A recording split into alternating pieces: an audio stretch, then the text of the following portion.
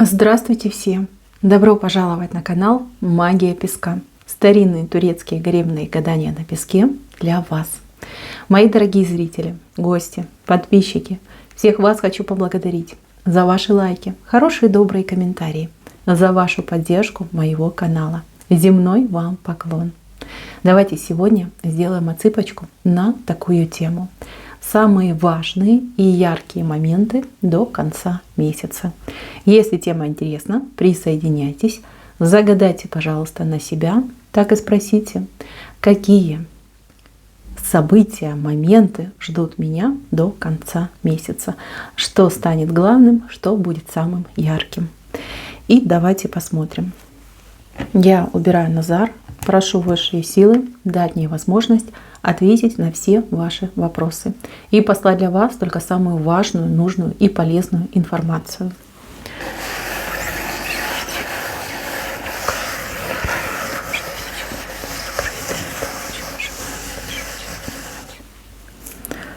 Так, интересно.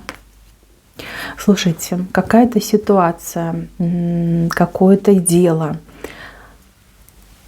какая-то даже проблема, возможно, да, что-то очень долго тянулось, причем тянулось, более чем месяц, может быть, 2-3 даже месяца. За что-то вы боролись, с кем-то вы боролись, что-то пытались решить. Вот конец месяца вас порадует. Эта ситуация разрядится. То есть либо будет решение, либо будет конкретный четкий результат. Я вижу, что вам станет легко. Как будто бы какую-то нереальную ношу, тяжелую, прям такую тяжелую, скинули с плеч. Как освободились. Освободились. И вот они, крылья за спиной, и ничего не тянет, и ничего не гложет.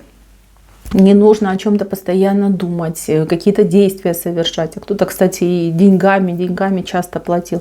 Вот идет освобождение, решение идет. У вас идет прям состояние полета. Вот настолько хорошо, настолько легко.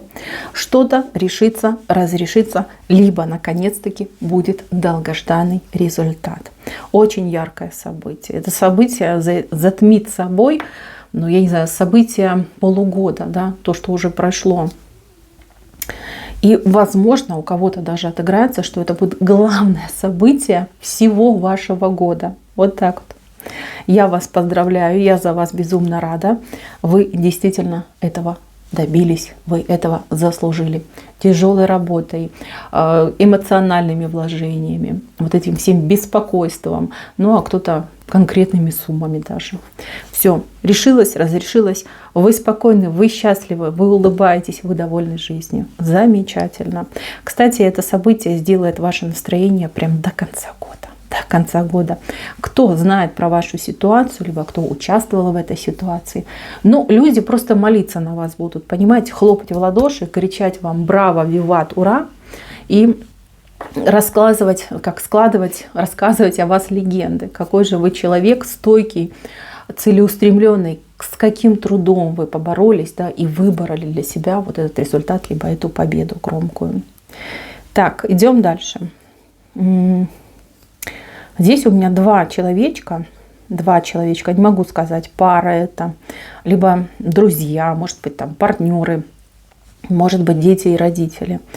Что-то не было между вами взаимопонимания.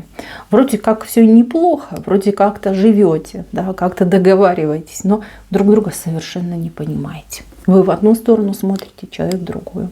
Вроде как одной дорогой идете, только он направо, вы налево, понимаете? Вот глупая, абсурдная ситуация. Смотрите, человечек-то ваш, вот этот вот противненький, к вам примкнет, вашу сторону выберет, ваш путь одобрит. Не то чтобы вы заставляли, не то чтобы вы настаивали, да, но какой-то будет разговор. Разговор непростой, возможно, вы будете говорить несколько дней об этом, либо несколько часов напролет вы будете говорить. Но человек поймет, до человека дойдет, что нужно все-таки идти вместе, при этом в одном направлении. Да, а вот эта басня Крылова, когда там щука, лебедь и рак, да, в разные стороны тащат этот возик, но это ни о чем. Это деструктив полнейший, чистой воды. Все страдают, всем тяжело, все надрываются. Не могу сказать, что это ваша победа, но могу сказать, что ваша мечта, ваше желание с близким человеком, с дорогим человеком, с важным для вас человеком идти одним путем, она осуществится. Вот. Если честно, я так понимаю, что вы даже и не надеетесь, что ситуация поменяется, а она поменяется, в корне поменяется. Вот. Вы так посмотрите, скажете: слава Богу. Слава Богу, что до тебя дошло. Вам будет так страшно, да, вдруг я вспугну это счастье, а вдруг сейчас этот человек передумает и опять вот что-то там в голову ему ударит.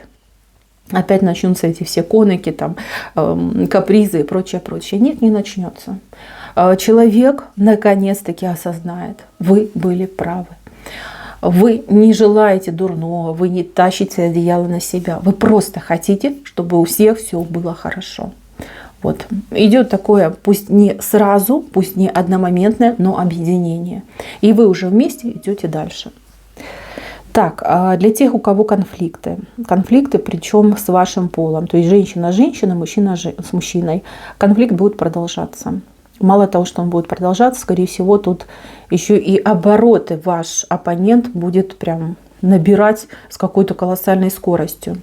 Прям сидит человек и вот прям бурлит, кипит, вот злится на вас. Прям такой думает: как же так, да? Здесь причина третье лицо. Кто-то этого человека против вас настраивает, да, как говорится, подливает масло в огонь.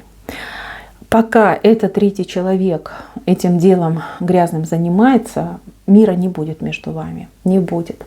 Только идет усугубление вашего конфликта. Я не могу призывать вас идти и мириться с этим человеком, там, идти на уступки, подстраиваться, да, на что-то закрывать глаза. Нет, так делать нельзя. Ни в коем случае нельзя. Человек не будет удовлетворен вашим, например, поступком, да, либо тем, что вы протянете руку. Ну, типа, вот давай помиримся. Не будет, нет. Только еще больше разозлиться. Тут желание, знаете, как будто бы вас наказать. Вам нужно найти и разобраться с вот этим третьим, кто вам весь этот конфликт, скажем так, спродюсировал, сценарий написал, да, и его реализовал. Вот к этому человеку идите, с этим человеком говорите. Вот там уже можете не стесняться. Матерные слова, угрозы и даже нечто большее можете себе позволить свободно. Тот человек трусливый, вот не зря же со спины действует, да, со спины. То есть там я тому скажу, этому скажу, я их там столкну, сведу, пусть они там рвут, кусают друг друга, а я типа вот так в стороне посмотрю, понаблюдаю. Найдите этого третьего и с третьим разберитесь. Как только вы этого третьего, ну, как говорится, нейтрализуете там словами, делами, ну, на что вы гораздо, поверьте, тот, кто сейчас бурлит, фонтанирует негативом, он успокоится. Закончится подпитка негатива, да, вот этих сплетен, всех вот этих, знаете, коварных штучек. И человек успокоится, логически подумает и скажет: Господи, а что ж мы делим? А что это я такой злой? Либо что я такая злая? Ведь не на что злиться, не на что. Почему я так реагировал бурно, либо реагировала бурно? Вот. На нет начнет спадать. Понимаете, пусть не до конца месяца, но уже в следующем месяце будут прекрасные шансы на то, чтобы замириться с этим человеком. Вот. Ищите третьего. Организатора ищите. Вот этого человека надо турнуть хорошенечко, да, либо пнуть подальше, чтобы неповадно было вот клеветать и стравливать двух нормальных, порядочных людей. Так, идем дальше. Работа. Ну, кого-то я очень поздравляю. Вы либо работу найдете, кто искал, либо вы найдете очень хорошую подработку. Подработка идет. В принципе, несложно, интересно, увлекательно. И денежка, пусть небольшая, но стабильная. Понимаете, стабильная. Там как-то все будет честно, открыто и прозрачно. То есть вы четко будете понимать: я работаю столько-то, получаю вот столько-то. Если я вдруг где-то там усилилась, да, усилила свою работу, там, выработку, может быть, какую-то, либо больше часов отработали, то денежка растет. То есть я начинаю получать больше.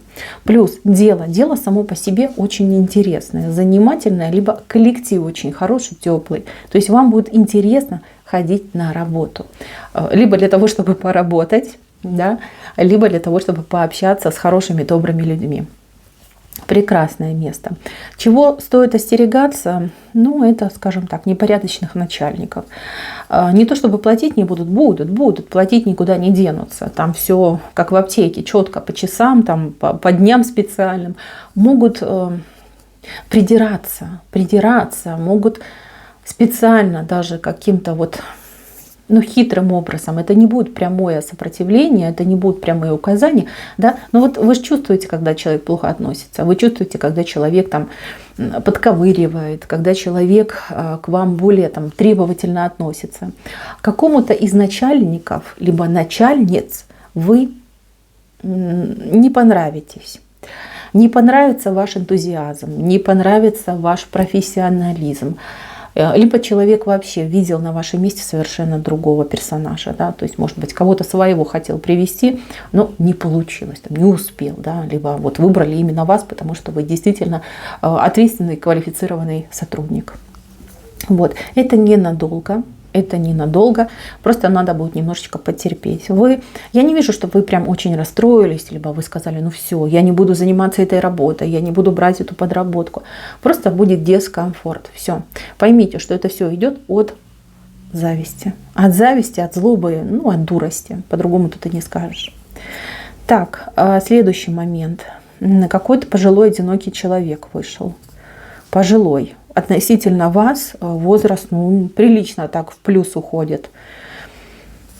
Возможно, вы знакомы, а возможно, вам предстоит познакомиться с этим человеком, а кому-то предстоит познакомиться как будто бы заново.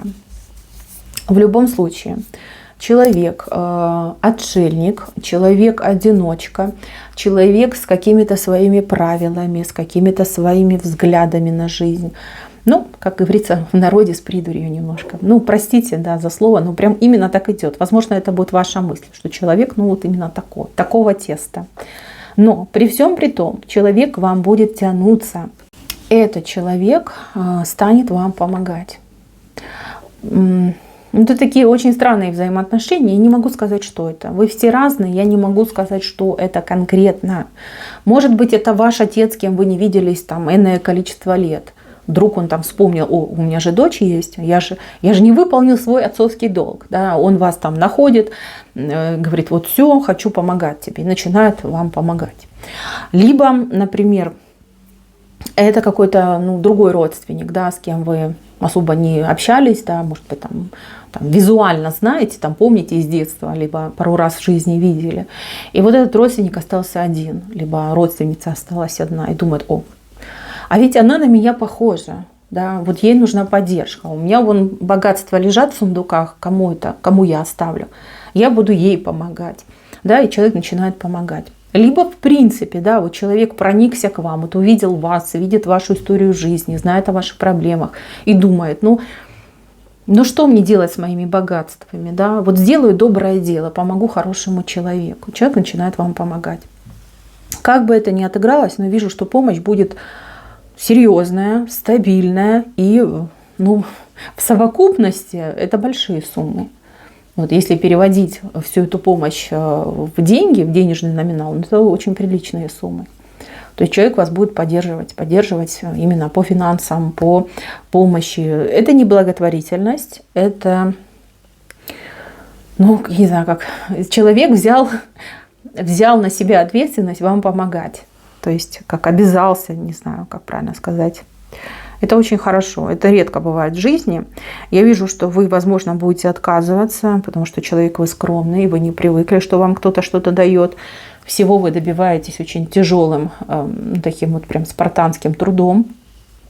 Здесь я призываю вас не обижать этого человека, кем бы этот человек ни был, как бы вы к нему не относились, либо к ней не относились. Не обижайте, помощь эту принимайте. Она вам очень нужна.